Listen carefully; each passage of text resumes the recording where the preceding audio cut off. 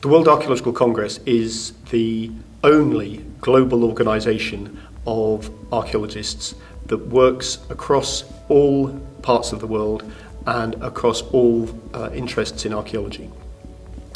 WAC, the World Archaeological Congress, looks at not only normal archaeological practice, but also, in particular, the social aspects of archaeology and the way that archaeology impacts on individuals and communities, again, globally.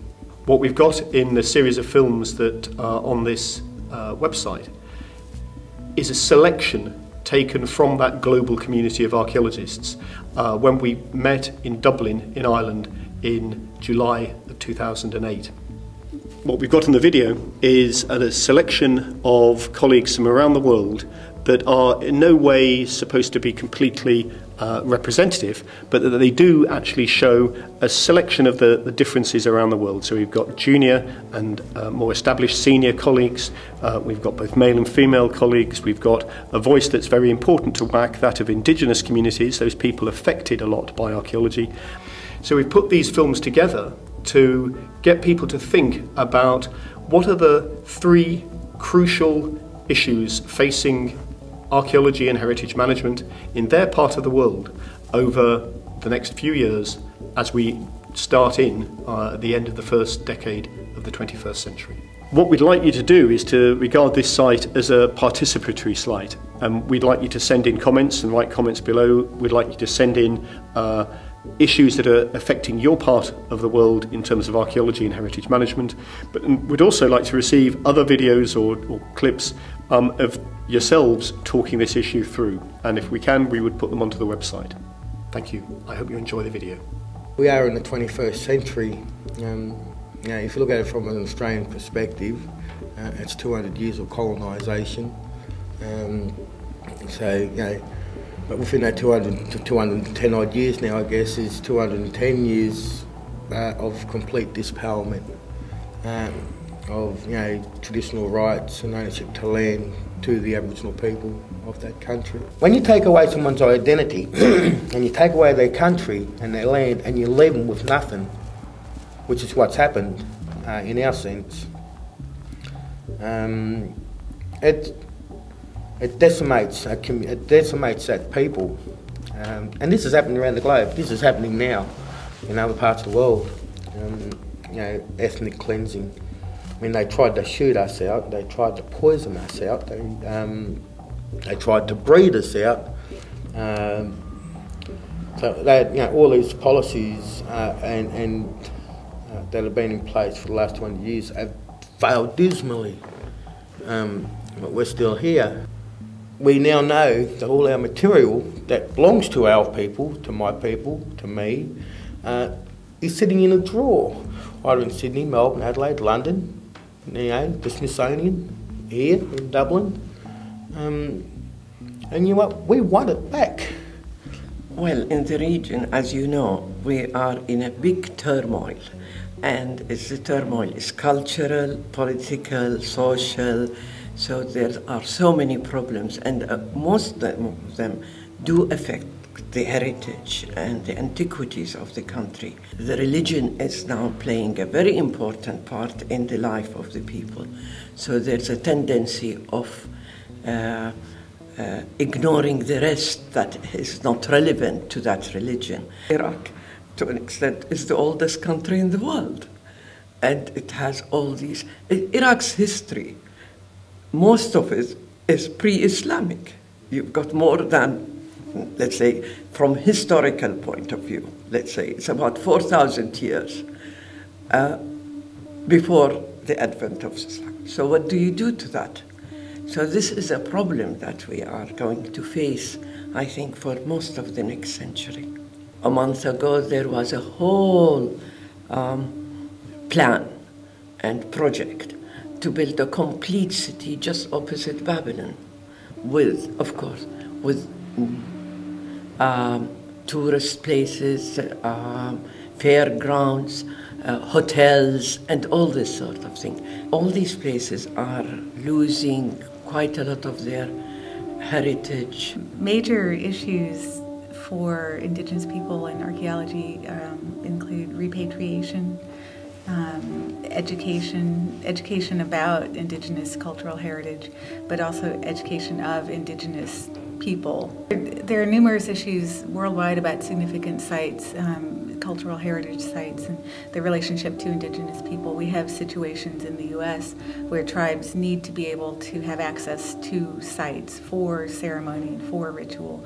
These are places that communities have been using since the dawn of time, since they became established as communities. And if we look at them in a non-Indigenous way, it may just be a bit of land with a rock art site on it. But for the community, it's necessary to their existence. I will identify in West Africa, which Nigeria may also represent very well, is the issue of looting of sites.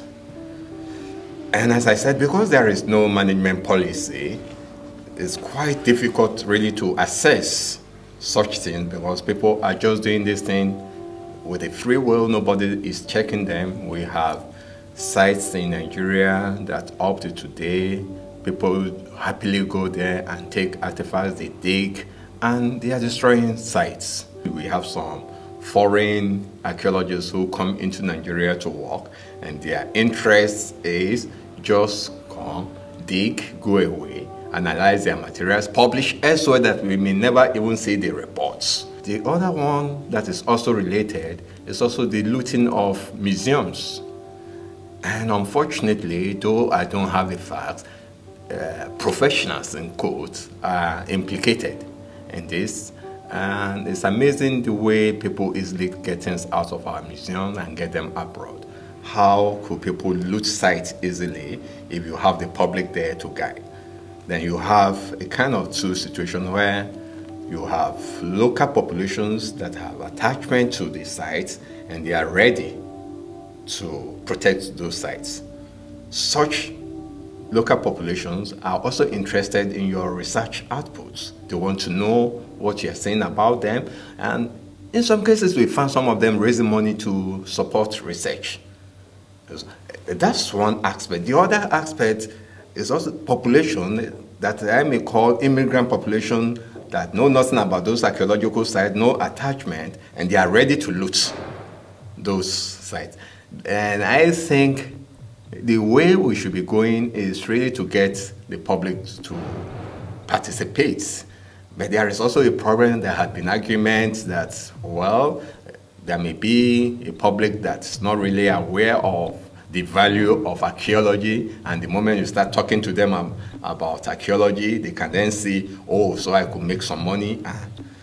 So whichever way there is problem, but I believe that the public should be involved. Recently, there's some scandals have been uncovered. Now, Calcutta Museum, which is probably one of the largest repositories of heritage items and all kind of archaeological matters of archaeological interest. A lot of artifacts have vanished from there, from Calcutta. Funds which were meant for preserving what you call these items and preservation of the museum, those funds have been siphoned off.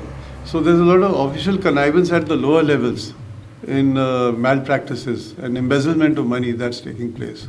Globalization has created this problem. You see, globalization at the same time has two sad aspects. One is that you have the internet, you have the cell phone. These two act as catalysts in promoting knowledge about items. So everybody knows where is what and what is available. So speed has definitely added. And of course, the items go out faster. But then at the same time, that's the sad part of it. Globalization has meant more of free trade. But it doesn't necessarily mean free trade in illicit items, but that's what's happening. The key issues have been the impacts of colonialism and the colonisation of our lands, the dispossession of our land and waters, the dispossession of our peoples as they've been moved to other parts of the world as a part of a scientific project, the kind of use of our people to prove theories of evolution and theories of how we came to be. And part of what we're doing in our time in the UK on this particular trip is to repatriate a number of our old people from 2 universities and a museum. One of the things we have to look at is survival. Where can archaeology help? What does archaeology need to do in order to be able to make it relevant to us as a profession? What can archaeology do to support the transformations that we're trying to make in our community?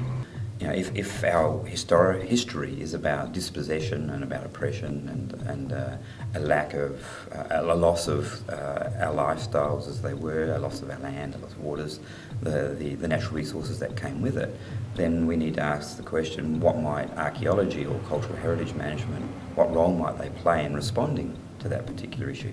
The big nation issues, as I see it, for us is just that: land, sea, water, natural resources, and our continuity as a people. And so, tied in with that bigger, broader project, archaeology, cultural heritage management is a site of work where we need to be doing things, along with many other sites. So the struggle is multi-sided. I think there's a lack of a real grasp of cultural theory in the discipline of archaeology. How might archaeology or cultural heritage management actually contribute to the well-being of Indigenous nations, Ngurrindjeri Nation being but one of them? And what role might they play? How might they support Indigenous research agendas? How might they support the broader political projects of Indigenous nations that are trying to respond to colonialism? How do you make cultural heritage relevant to people's lives? Wales, perhaps historically, over the last 200 years, has experienced a lot of pressures of change and trying to manage change. We can claim to be the first industrialised nation in the world, in judging based on the fact that we were the first country in the world to have the majority of the population engaged in industrial employment as opposed to agricultural employment.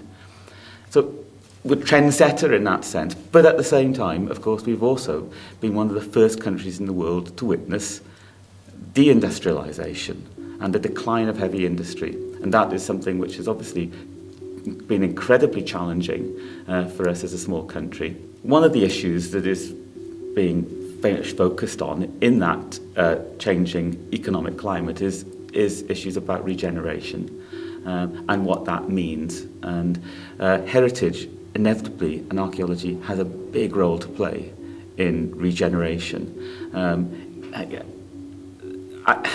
The communication and raising awareness about heritage and the value of heritage as a force for economic and social regeneration is something that is an important dialogue. Globalisation and climate change, which I think we have to, there are significant major challenges which are facing us. And globalisation and the pressure of development and change in both urban and rural environments is inevitably going to have an impact on local character, local distinctiveness. Climate change, and probably the single greatest threat that's facing our planet in the modern era. And of course, inevitably, that will bring its own huge pressures on land use, land management. The issues about finding enough to eat, to drink, water and food, and landscape change is going to have a huge impact on all our lives.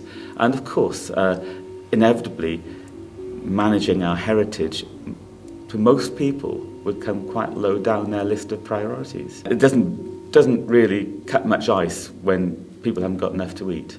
So we've got to look at the ways of raising awareness that actually makes archaeology more relevant. There are still people in the United States who think that science is a justification for any kind of research or almost any kind of behavior, any kind of scholarly endeavor.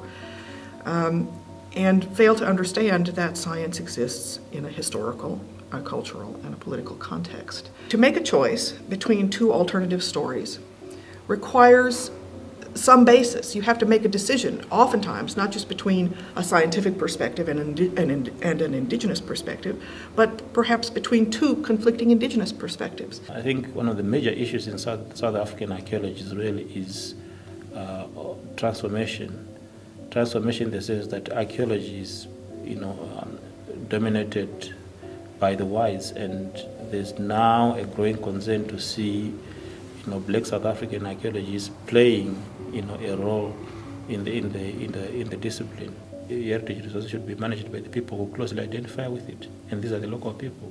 Generally, Southern Africa presents a scenario whereby heritage is really coming out of a sort of colonial or apartheid sort of context into what men would say post-colonial, post-apartheid environment.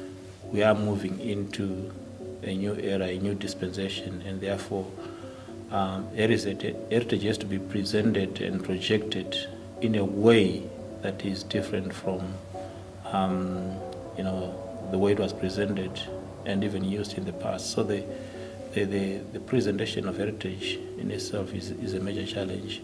As far as China concerns, I think the first pressing issue is the illegal excavation of ancient tombs. And since China is a country with a very long history and it's an ancient civilization, we have many ancient tombs with a lot of artifacts, but these illegal excavations have destroyed.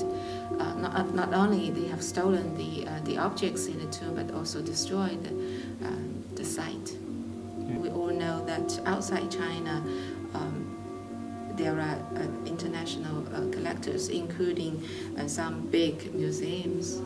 If there was more international measures to stop the trafficking of these objects, it can also help. I would like to draw the attention of our colleagues, archaeologist colleagues, and also our colleagues in the museums outside China to stop collecting this illegal object. Within New Zealand, I think that archaeology has gone through a rough patch within the public domain, but I'd say in the last 15, 20 years it has reshaped itself and it's made itself become relevant again to the wider public. And also it's becoming relevant for the first time to Māori. Now, whether that's a product of Māori becoming more urban savvy and understanding how to use this as a tool to access their own past, or whether it's the local communities from which these young Māori now living in cities come from, realising that they've got to, in whatever way they can, they've got to grab whatever tools available to pull the young people back, and maybe archaeology is starting to fill that space as well. It's interesting, I haven't given it much thought, but I think there's something there to be pursued. It's always easier to go somewhere else and do archaeology. And I'm talking about archaeology beyond the salvage archaeology. I'm talking about doing archaeology that's actually working with communities and being proactive with communities and serving those communities, whether the Māori, local Māori kin communities or perhaps even our own settler communities. That's the new space I think archaeology in New Zealand's going, and which has created a whole new public space of understanding. If we can find a way for that fear factor to be removed, which is no doubt a product of the early 1980s when there was a big protest movement against any invasive study of Māori without Māori consent, and archaeology was part of that group that just, well, we'll do archaeology elsewhere, rather than listening to what Māori were trying to say and finding a way through then. Today, I think they're now ready to listen. First, I think that have to be in every place clearly respect for the Indians or for the local community. So they should have a voice. They should have an active participation in the way the archaeology design their research project, interpret it sometimes. their fundings, and especially in the way the archaeologists deliver their message toward the public, the community. So they have to be involved in the several levels, at the beginning, in the middle, and especially at the end. When the indigenous population began to make their voice more louder and try to recover their rights in the many fields, their rights have been taken off. When that is happening, it's clearly that the archaeological sites became sort of battlefield for them. So it's a point of conflict. Some of this group are seeing archaeologists as part of the enemy, a part of the Western colonization apparatus, which we were at in some point, but we are reflecting very strongly about our practice. And the law actually is not acting against looters, against treasure hunters, against developers, because the law is not putting clearly that any big movement of earth, any big construction have to be have to have a kind of archaeological research done before. We need to have in all over the world a legislation which protect the archaeological heritage. I think that the situation in general terms is not good, it's bad. There's more than one archaeology, there's different ways of doing archaeology, and I think this brings us a lot of richness as researchers. Archaeology is not just about objects, but about where the objects are, and if they don't understand this is why we can't stop things like looting and stuff like that. I think in general the Mediterranean area is suffering for of the impact of development. In our case, in Palestine, we live under occupation, and the manifestations of occupation on our cultural heritage is, severe. From the construction of the Israeli separation wall to the, building of settlement roads, the bypass roads, as well as direct military, action. The construction of the Israeli separation wall in the West Bank, which is endangering Palestinian cultural heritage. So destruction is continuing, and I'm afraid that, without a proper, strategy to preserve whatever is being excavated and exposed, we are in big trouble. Previously, archaeologists were the gods, the kings of archaeological knowledge, and traditional owners were, well, who were they? This category of numberisation really shits me, It's like First World, Second World. What is this Third World bullshit? We live in the 21st century. The old politicians who have mindsets are slowly dying out. Their base of influence is slowly but surely dissipating, which I'm very happily to say. The Aboriginal people of Australia need to understand and realise now that they can stand on their own 2 feet if they could only and would only work collectively together. As individual mobs or nations can do for the future generations, and start taking their, for lack of a better phrase, take their own destiny, their own cultural heritage in their own hands, and be responsible for that. Only when they can do that, then they will be able to hold their head up high. The other threat we strongly feel is that a larger scale constructions undergoing in China, especially in the urban areas. We would like to see this issue is better dealt with, to have a balanced consideration of urban development and heritage protection. I would call for management or management strategies that take into account sort of local knowledge. In other words, people should now be part and parcel of the knowledge production that will aid in the management of these places. So I think that's the major problem. These sites have only been accessible to the academics because of the way they have told the stories about these places. The other side has been basically silent. I'm worried, on the other hand, about the way some of these, villages are built and the way or the storyline that they project. Because for someone who is coming from, let's say, Japan or India or China or, let's say, US or Canada, they are given or presented something like, well, this is the typical Africa, this is the real thing. But really, they've got a tendency, such presentation, there's a tendency of diluting the complexities of African cultural heritage. Some of the issues we have is still not quite the type of inclusion we really do require from an Indigenous Māori perspective. A lot of the archaeology is salvage archaeology within a New Zealand context, where you've got archaeologists having to race in, grab what they can before the road's put through. In the past, there was a lot of confrontation. Today, a lot of Māori are better understanding what archaeology can service for their community, because they'll find out information they otherwise might not have known. But I'd say that the majority of the communities still generally have a distrust of archaeologists. To date, you probably can just on two hands count how many qualified Māori archaeologists in the country. And there are more coming through now for training, but most of them have grown up away from the communities within urban settings. And their idea of being Māori has been more shaped by an ethnic identity within an urban milieu as opposed to a kin accountable identity of living home in the tribal landscape.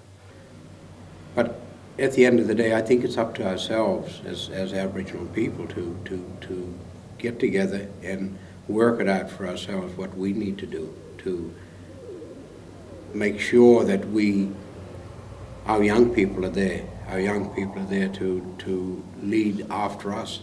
The sooner we start working together as nations around the world and around in our own country, the better for everyone. I mean to respond to the decolonisation of our lands, but also what does it mean to re-inhabit those lands? Because there's been damage done. And how might we re-inhabit that space post the damage being done? But for us, our reconciliation is not just a reconciliation between peoples and the impacts of history. It's a reconciliation with the land. It's a reconciliation with the birds and the animals and the features of the land. In our understandings, those features are living things. And so we need to reconcile that, because there has been an intervention, there's been an impact. What we're on about is building our capacity, believing in the legitimacy of our ways of knowing and understanding, celebrating our agency and saying our agency is really important. And if we're not going to do it for ourselves, and if we're not going to organise, and if we're not going to think about the issues, other people aren't going to do it for us. So let's take it back. It's this shift. And if government can support that, that's wonderful. But we'll move ahead without government if we need to. We're doing it for ourselves. We're bringing in our own, and today we need money to survive in this society. We can go out and hunt a kangaroo and get a feed that way. But you still have to have money to survive in society today. And if we can do that ourselves, like Daryl said, don't rely on the governments. Even if we do get a bit of money from them, that's okay. But we should be doing things for ourselves. We've done it for thousands and thousands of years in that country. So why can't we do it today? It's up to us to do that. When you're talking about changing people's minds, you give it to children, and later on down the track, them children, they'll grow up with a mind that's not prejudiced, that's not hasn't got racism in it. The issue of ethics, the idea that being ethical is being nice to local people, is very difficult to maintain when you have a local scholar across the table whose perspective is very interesting, very intellectually sophisticated and highly developed, and completely different from your own. it forces you to grow intellectually. And I believe that that kind of experience is where people learn about ethics. I mean, apart from protest and how much you can protest, really is very difficult. It's, again, you need educate. It's education and making people really understand the importance of these things. It's a big challenge. Now what is happening because of globalization, a lot of foreign companies are coming into India and business is expanding. So this is part of the mandate called corporate social responsibility. So a lot of companies and a lot of private initiative is going into archaeology to preserve sites, and they're taking up a lot of interest in cleaning up the places. And so in Palestine, there has been a lot of effort in this, field, but I think there's place still for more work, and I hope that this experience will be, copied in other parts of the Middle East, because it has proven to be significant in the sense that it has minimized the, illegal activities that are taking place in different, but the destruction of the heritage, which was really massive in previous years, and I really hope that they will continue further and further. Indigenous people have been the other, but now we're coming into a new century in which we have access to education, we have funds, we have control, we have authority, and we now have the power to affect how we are being represented in museums, and we're able to say to museums, you haven't always presented us in a culturally appropriate way. I do really think that if indigenous people and archaeologists can speak more often, more clearly, and not confronted, indigenous people realize that in certain points, archaeologists could be one of their best allies. I think we are speaking three different tongues. The politicians, of course, have got an electorate to answer. The professional managers do have standards in which to benchmark their work. And academic archaeologists, if I may put it that way, do have obligations relating to their profession at universities and even in museums and other organizations. But I think we can still speak together to say, okay, I think this is what we should be doing, or this is what we should be achieving. And I don't think it is impossible. A lot of young people from across the country now who are getting really good educations, doing cadetships, scholarships, particularly in cultural heritage management, tourism, and hospitality, trades. So, I think probably in the next 10, maybe 20 years, we'll start seeing a turnaround in Aboriginal businesses, Aboriginal independence in Australia coming more to the front, and challenging these superimposed structures that are theirs. Part of the other side to that is the power of the dollar, and there's an economic power that's involved in all of this. And so if we are able to develop our economic selves as Indigenous nations, then I think that's going to give great impetus to responding. And that's part of the deal all the time.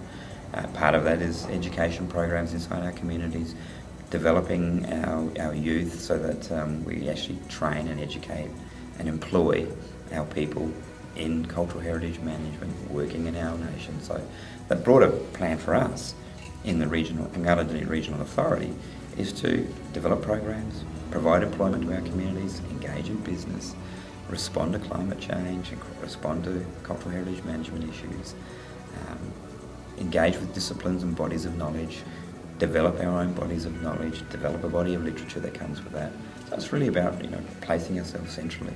And it's a big project, but I think what's happened is that the Archaeology have actually visioned the project, and that's half the problem.